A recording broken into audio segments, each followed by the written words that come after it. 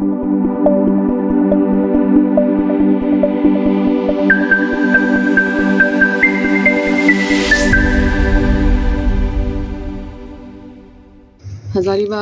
BJP से लोकसभा का ticket के लिए बोला गया था मुझे बहुत पहले से कि हज़ारीबाग फ़ाइट करना है। हमने इग्नोर किया। चतरा का सीट के लिए मतलब हमारे घर में सुबह से आरएसएस के लोग बैठे रहते थे। चतरा का सीट से फ़ाइट करने का बहुत ज़्यादा प्रेशर था बीजेपी से। हमने उसको भी इग्नोर किया।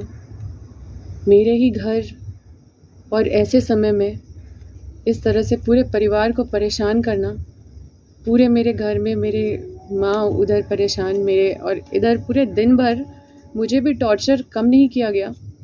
घंटों बैठाया गया एक ही जगह में, अगर घंटों खड़ा किया गया एक ही जगह में। कहीं भी एक महिला होने के नाते भी मतलब मुझे सुबह जैसे ही मतलब मेरे बेडरूम तक मैं सोई हुई थी और उस अवस्था में मेरे बेडरूम तक पहुँचे। तो निश्चित रूप से ये बहुत ही दुखद है।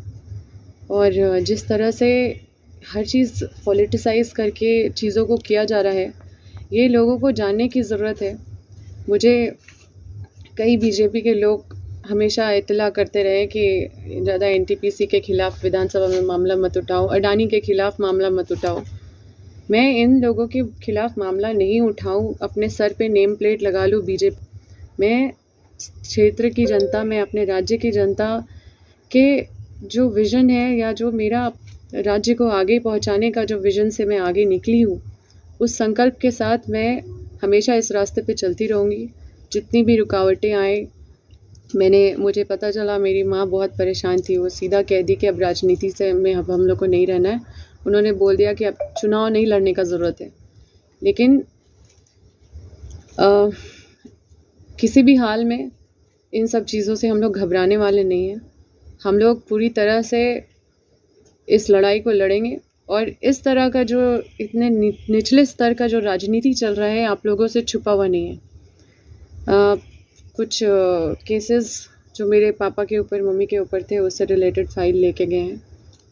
एक मेरी बहन का एक संदूक था, एक वो बायोमेट्रिक से खुलता है, तो उसको भी लेके गए हैं। कई सारे चीज़ जो उनको फ़ाइल वाइल उठाना था लेके गए हैं। कई विधानसभा से रिलेटेड क्वेश्चंस का था यहाँ, तो वो सारा फ़ाइल लेके गए हैं। देखिए, भ्रष्टाचार के मामले में जांच एजेंसियों की दबिश का सामना कर रही कांग्रेस की माननीय विधायक अंबा प्रसाद गलत बयानी कर रही हैं।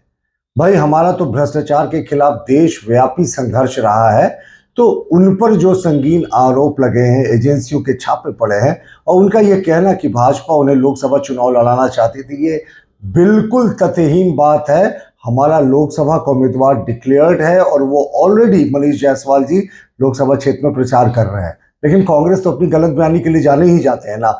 ऐसे भी आजकल कांग्रेसियों को कोई सीरियसली नहीं लेता, और अंबा प्रसाद सिर्फ ये बयान अपने ऊपर भ्रष्टाचार के आरोप जो लगे, एजेंसियों की दबिश हुई, उससे ध्यान हटाने के लिए दे रही हैं।